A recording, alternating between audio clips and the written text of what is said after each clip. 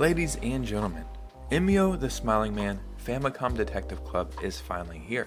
It's been a long time since we had a new entry, but in my opinion, it was very well worth the wait. So I'm going to tell you everything you need to know about this game in this video. Let's go and get right into it.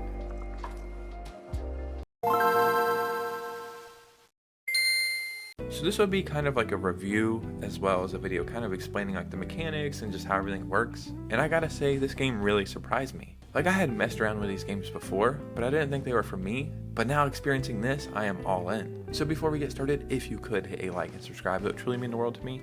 Let's go and get right into this video. So the very first Famicom Detective Club game was released all the way back in 1988. Then we got another entry in 1989. We got a remake in 1998. And then we got the 2Case collection, which are Switch remakes in 2021. And now it's 2024 and we're finally getting a brand new entry. So what kind of game is this? If I had to explain it in a very simple way, I would say it's like a mixture of a visual novel and a point and click adventure. And on the surface you may say, well, that doesn't sound that engaging, but that's where you would be wrong. The main focus of this game is to solve a mystery. I don't want to spoil any of the story because, that's the main part of this game, so I'll keep the details vague. But I enjoyed the story and the subject matter very much. If I had to give the story a score, I would say it's about an 8 out of 10. So one thing that I have to mention is the voice acting is Japanese only.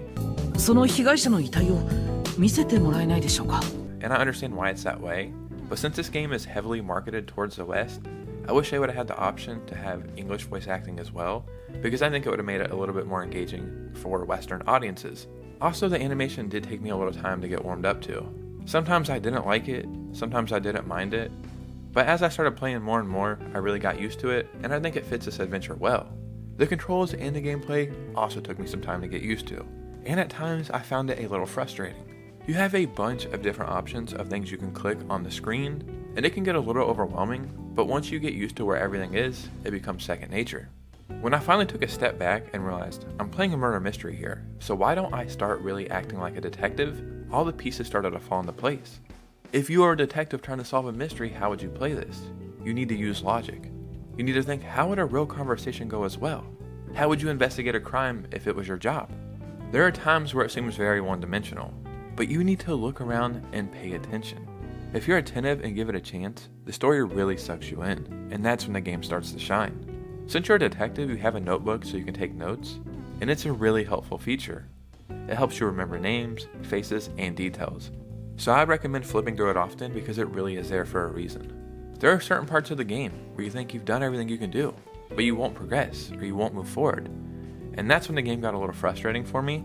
But once you realize that just means you haven't done everything you're supposed to do, that you maybe have missed some stuff, then I didn't really mind it, and it really made me take my time in other areas. I'd say the first 30 minutes are getting used to the game and how to play, but around that 30-minute mark, everything really starts to turn up, and I really started getting sucked into the game and the story, and I really started enjoying myself. I love anime and crime shows. One of my favorite animes is Erased, and I love watching shows like Law & Order. I also read a lot.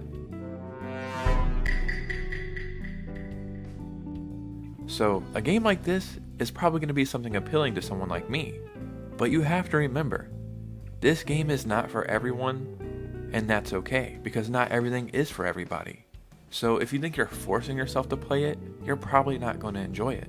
Even if it seems like something you're not normally going to play, I would still give it a chance, because it's a really polished game.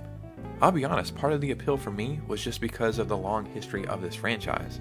It had been so long since we got a new entry, I was really curious about what they had been working on. I really want games like this to do good because I want to see more entries in the franchise, and if we're being honest here, it's probably not that expensive of a game to make for Nintendo. It doesn't have all these big explosions and 3D graphics and open worlds.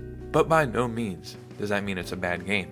They know exactly what they're trying to do here, and they do it very well. If I had to give it a score, I would say it's an 8 out of 10. There are a few things that I would like to change, but a lot of that's my personal preference.